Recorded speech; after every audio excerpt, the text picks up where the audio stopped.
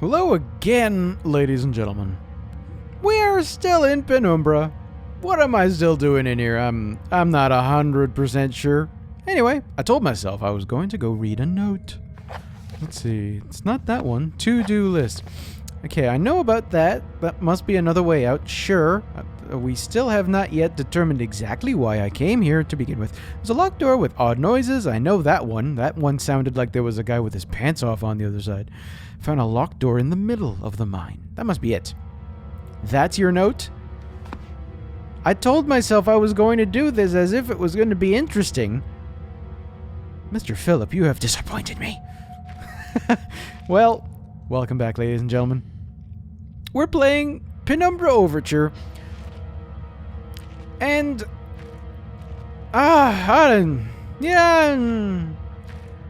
this game has not yet gripped me. Should I expect this game to have gripped me by now? I don't know. I know I shouldn't color my experience of or I shouldn't let the experiences that I have had in other games color this experience or whatever. You know, however I mean to say whatever it is I mean to say. What is that? Anyway. It kind of looked like one of those bottles of, like, I don't know, interesting beverage, like a medicine. Woo! Already this is interesting. Already. Must be freezing in here. Hey, papers. So much history in this place, tied up in words, and left to decompose. Well said. Well said. Yeah.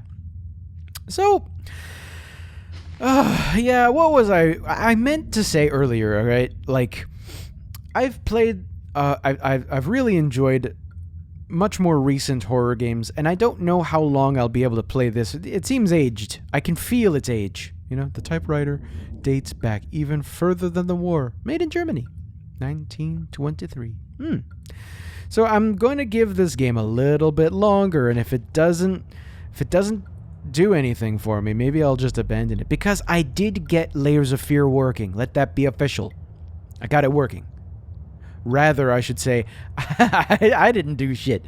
They got it working. I think they patched it just in this past week and it started working. It's a fairly basic work desk. This place must have been converted into a functional office at some stage in its history. Well, that's nice.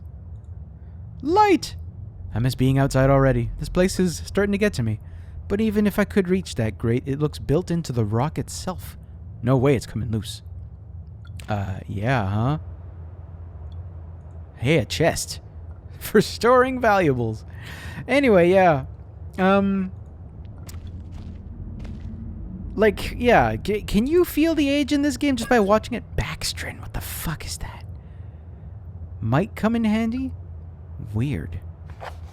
Yeah, alright. Notes. 15th of August, 1945. Command bunker. Emergency airstrip Zulu. Weekly report. Another unremarkable week in Greenland. Regular supply shipment received. Standard emergency drills carried out. Routine runway maintenance completed. I've ordered the maintenance to be carried out twice. Twice weekly from here on in, due to increased snowfall. You're a good man.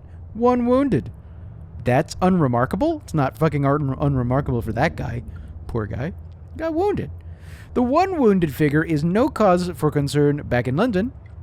The Germans haven't extended their front line by 4,000 miles.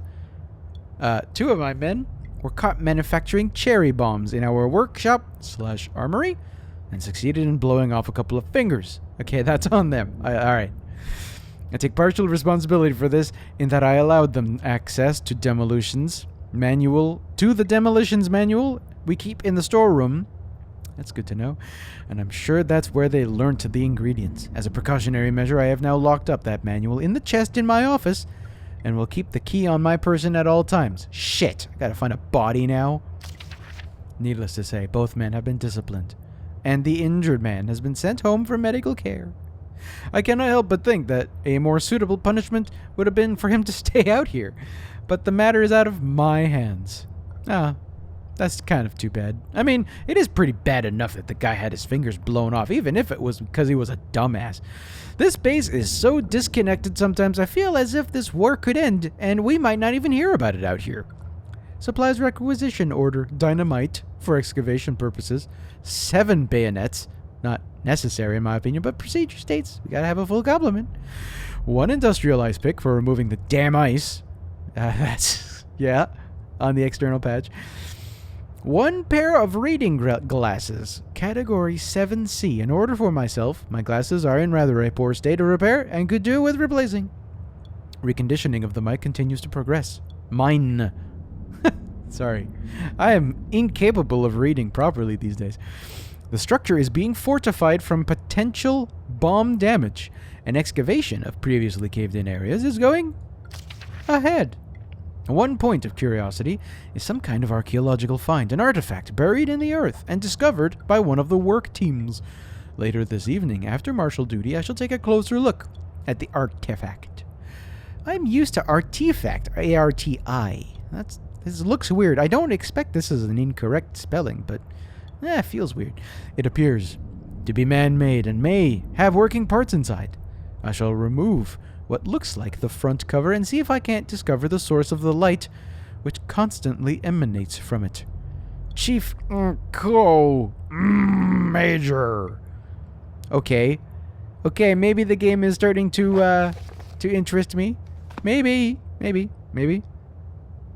I wonder if he's talking about this. A man. An old man, clutching something unseen. He is strange, and yet he is no stranger. Never seen before, still I know. This man before me is Howard. I call him Father. It was different, but at that time... Wait. Like I had more control, but over what? So much confusion. Copenhagen Post, Monday, 17th, August 1930. There is music. This must be important. Psychotropic deposits at the bottom of the death mine. Researchers at the University of Copenhagen have suggested that mind-altering chemicals naturally sown into the rock may be the cause of high suicide rates at a Greenland mine. Oh! The university, which has recently been conducting studies into isolated communities, first became interested in the workers of the northwestern lead mine last year. They discovered that even taking into account Greenland's naturally high suicide rate, local figures for the last 100 years were abnormally high at 46 deaths per 100,000 populace, compared to the national average of 29. Upon further investigations, experts diagnosed in many of the miners symptoms in common with the earlier stages of paranoid schizophrenia. This has prompted researchers to hypothesize that natural deposits of lysergic acid, a pH4 formula recently discovered to have hallucinogenic properties, may be present in the rocks. Few locals were conducive to interview, but those who agreed to speak had their own explanation. Inuit spirits known as the Turngate live in the mountains. Turngate or Turngate. The university is awaiting the results of chemical testing. Studies continue. Interesting. I can now have a key as well. Cheers, mate. How about in this one? No? How about in this one? Nope. Okay. Huh. What you got? It's a picture of a British platoon. Must date back to World War II. The mine was converted into some kind of bunker. Yes. Okay. Let's see. I mean, I can continue looking around here. Yeah. Nope. Okay. How about any up? Oh. Sardines? Beef jerky. Okay. From what year? I don't know. I mean, at the best of times, I don't really trust beef jerky, but Where even is my B? Oh, there it is. Not without aroma. Yep. Okay. Can I? Oh, yes, I can. Oh, whoa. It kind of felt like I am passing through this thing. Nice. Okay. More dried meat. If only I had like a zoom in function. I felt like there was something written on the label there that might have been interesting.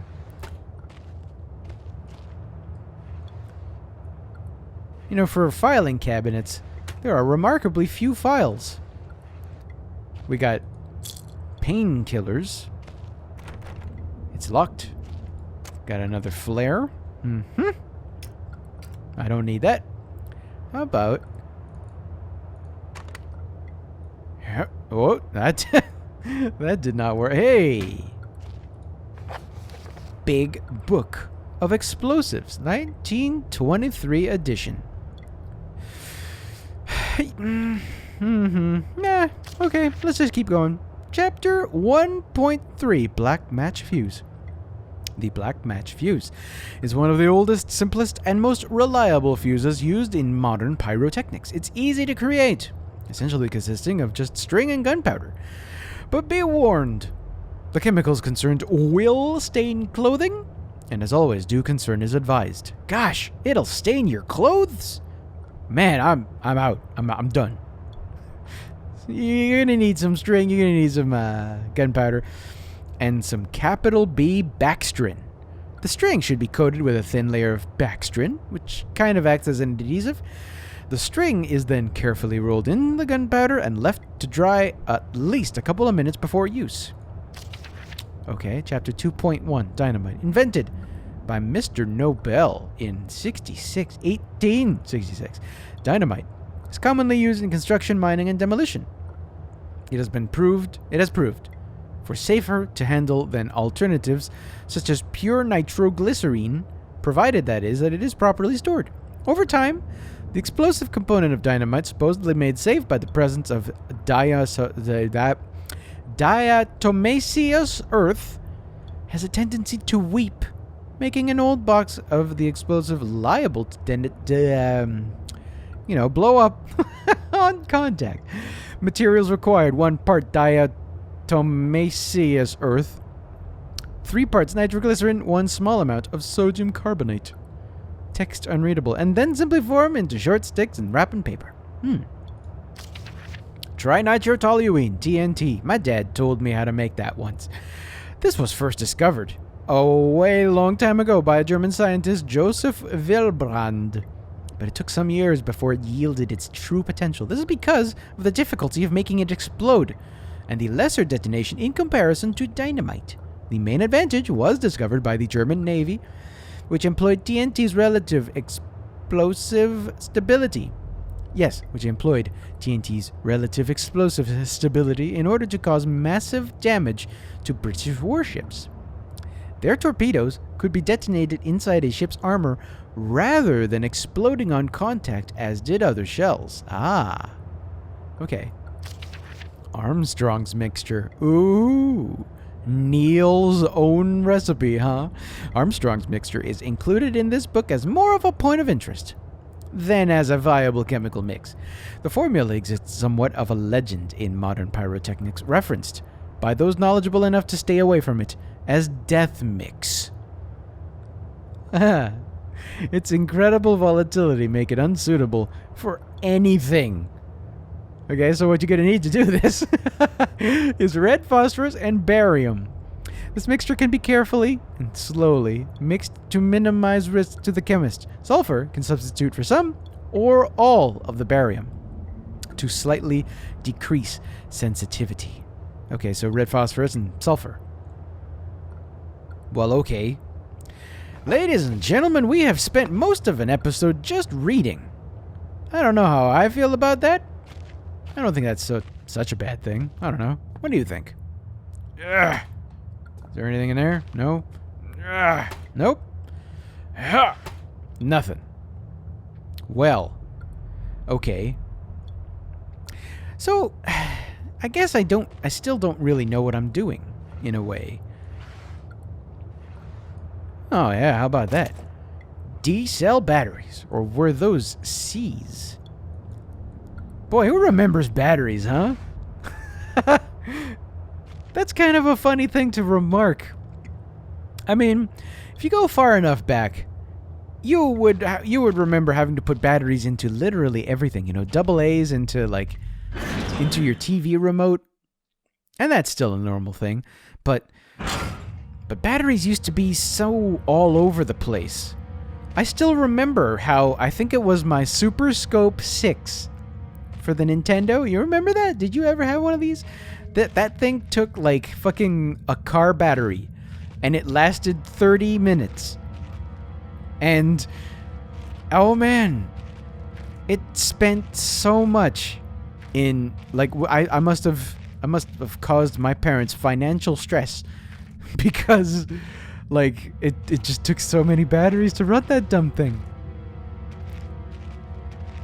And nowadays there's nothing at all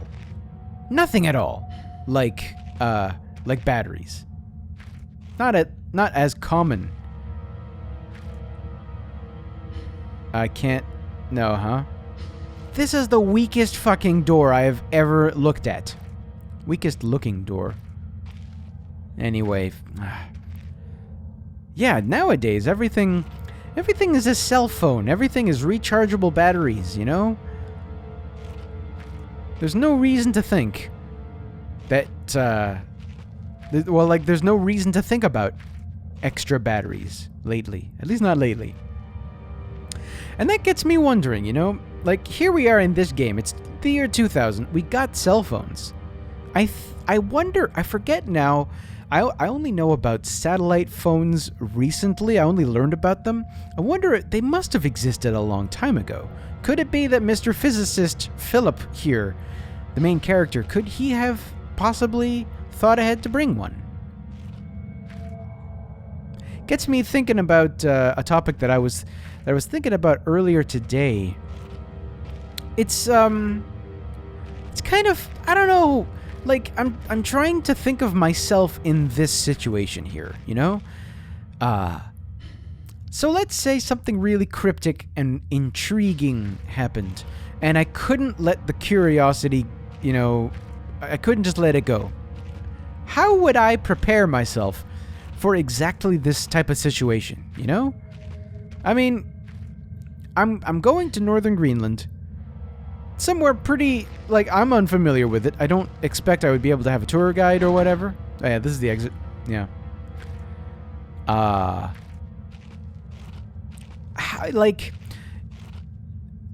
given that I'm looking at this situation from within it, I would imagine, of course, dummy, you should have brought a weapon or like an assortment of machetes or something like that, you know? But, I mean, it would be unreasonable, I think, because it would be weird to try to travel with that. You wouldn't be able to get past customs with weapons, you know? That's a large wooden box, alright. So it doesn't make sense to carry weapons. Fine. The office is still in that direction, huh? I just came from there? That's just... Yep, just came from there. Like, what would I go in with? I guess is the question. I don't think it would be unreasonable to bring, like, you know, a couple of tools. I don't know what to expect. So it would make sense to try to expect a couple of things. Maybe not bring a gun. I personally don't have marksmanship training, so it would be a really dumb idea to bring a gun. I wouldn't know how to wield it without shooting myself. I mean, having played some video games in my time, yes, I would know not to do that, but, you know. I probably wouldn't bring weapons at all, because I'm a total pacifist. Still, though, a character in his universe, it would sort of make sense for him to do something like that.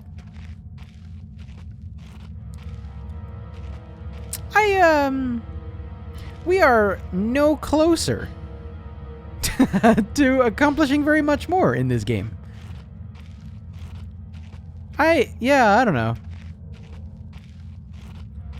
Yeah, how would you approach this situation, man? I mean, you can't let yourself be swayed by the experience of being inside of a situation. So you would have to think, okay, well, great. Now let's, like, you just got a letter. It's cryptic. You're being told, show up in a place you've never shown up before. Why would you go do that? Why the fuck not? I would bring a notebook. I sure would bring a notebook. I would bring many notebooks. I would bring an assortment of pens. All, tested to make sure that I know that, like, there's lots of ink and whatever. My location is there. I do want to get into the workshop. Is there... Nope. I found a locked door. Do I still have that key? No. Why do I still have this? Huh. This is the dumbest door.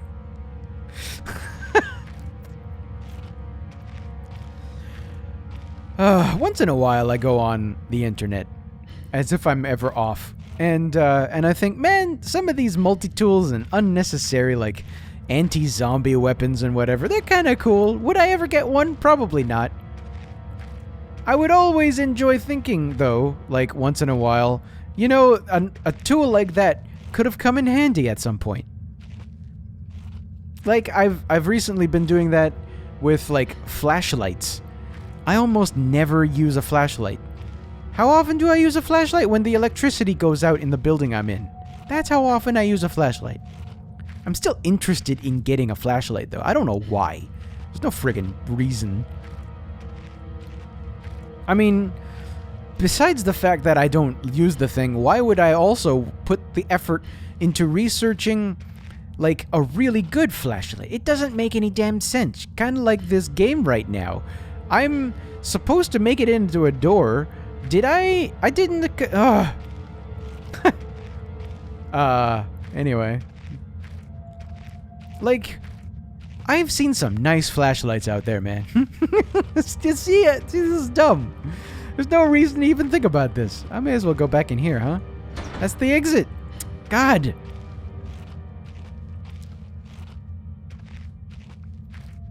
So if that was the office, and I've been to the office, I guess I may as well try to go back to the storage. I guess. Does that mean I gotta pass by that wolf? That wolf will fuck me up, man. I don't want to pass that wolf by. I haven't heard the wolf, though.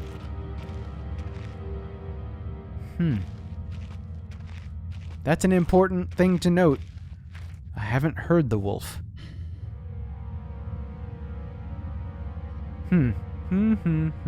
Well, ladies and gentlemen, I am safely behind some crates. I have, some certainty in my safety. I also have no enemy nearby to challenge that. So, I think this might be a good spot. Thank you for joining me. In the next episode, maybe, if there is a next episode, I don't know, man. This game is just not catching me. So maybe maybe this is where we're gonna leave off. I don't know. We'll see. If there is a next episode, we're gonna try to make it, I don't know, I guess through into the workshop, because that seems to be where I'm supposed to go to make explosives. I don't know what I'm gonna blow up, but I'll blow up something if I can manage it. Have a good one. Stay safe and don't blow up.